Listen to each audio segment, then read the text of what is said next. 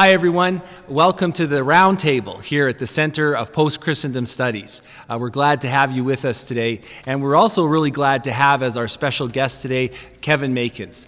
Kevin is many things. He's an artist, he's a storyteller, he's a father and a husband, but most importantly for our purposes today, he's the pastor of a church in Hamilton, Ontario, Canada called Eucharist. He was a part of planting that church, or he was the lead church planter with that church, and also he's the author of this book, Why Would Anyone Go to Church, from Baker Publishing. And we're glad to be able to talk to Kevin about that question and some of the things related to that question about planting a church, being a church in this current cultural context that we find ourselves in the Western world.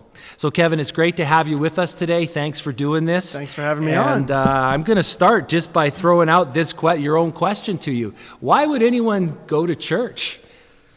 You have to read the... No, you don't. You don't have to read the book. Well, you should read the book. Yeah, if you want some stories. It's a good question, and it got more complicated in the last 6 months. Right before the book came out, we entered into the pandemic lockdown.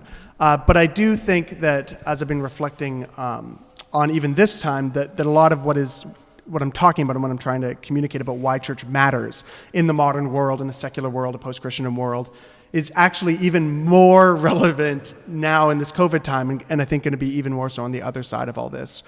Because there's nothing about church that is actually that impressive, right? Anywhere you go, you want to connect to your body and your spirit, go to like Soul Cycle or something. You'll get a great butt out of it as well. Like, you don't get that at church. You want to eat good food, go to a restaurant. Like, a church potluck is nothing compared to a restaurant in most places where you're going to live.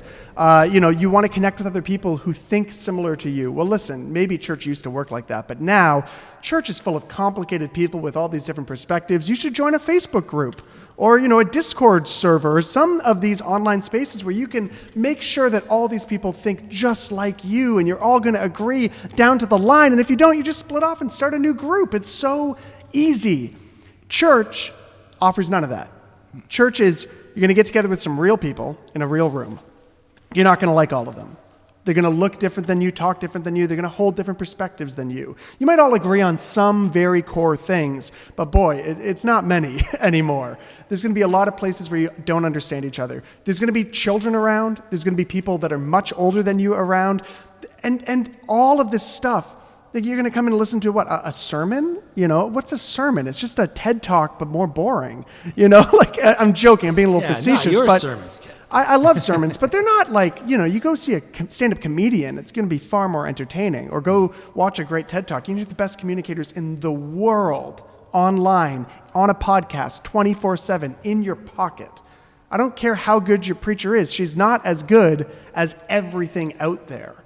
And so I feel like the church for a while kind of did compete with the rest of the world, because we used to be very impressive, very large in Christendom. But as that's died down and churches have declined, especially in secular cultures like Europe and Canada, we're seeing less and less. The church can't even hang with those gigantic organizations. And thank God, because when we were trying to compete, we were missing what made us actually unique and special. And what made the church special was never that we had great music, great sermons, great air-conditioned rooms, none of that. What made the church special was the very concrete elements of being in relationship with each other across your differences. Coming to the table where you're reconciled not because of your own efforts, but because someone else has done work that you couldn't do for yourself, so you're off the hook. You learn about forgiveness and grace. Like, when was the last time anyone offered you forgiveness of sins at a yoga class? And there's no knock on yoga, no knock on running, no knock on restaurants. I love it all. It's just not church. Yeah. And for modern people who feel that the world is low on grace, they feel alone and alienated, they live almost all their lives in the other dimension of the internet.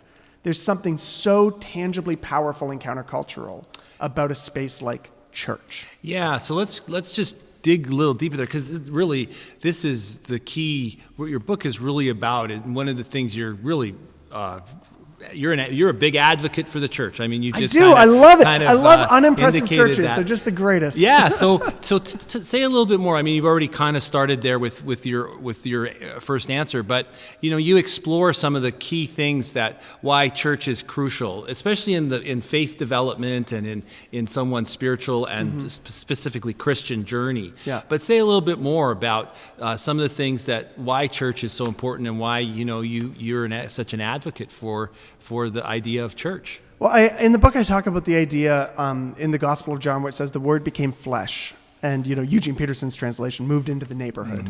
Something about that concreteness of there's an idea, the logos, it's God's wisdom and God's order, like all this kind of abstractness, which is so beautiful and poetic.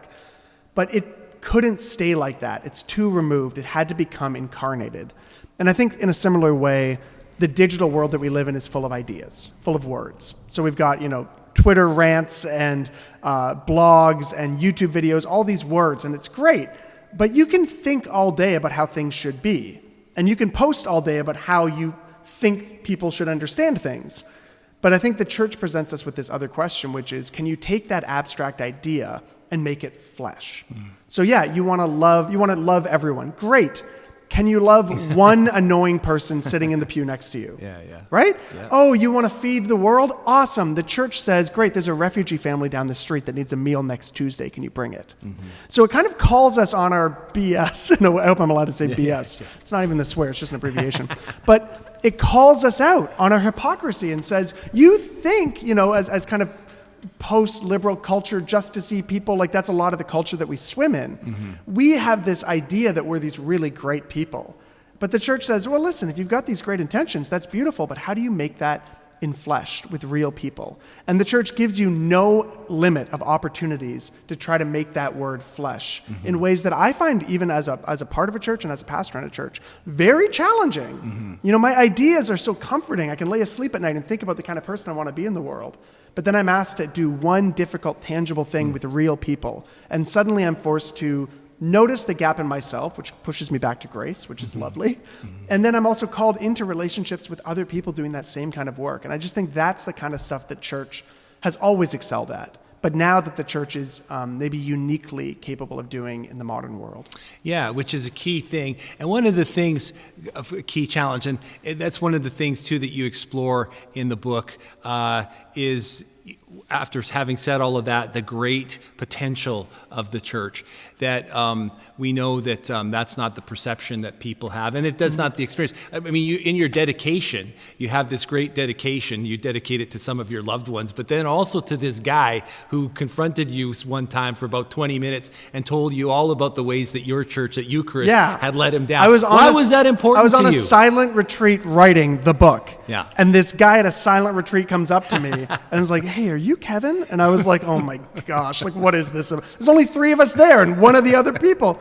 And he starts telling me about how Eucharist, I was there for a couple of months and this person said this thing and disappointed me and I left and I was hurt by that encounter and I just was like, oh my gosh, this is so funny because, do I wish that person didn't have a negative experience? Of course.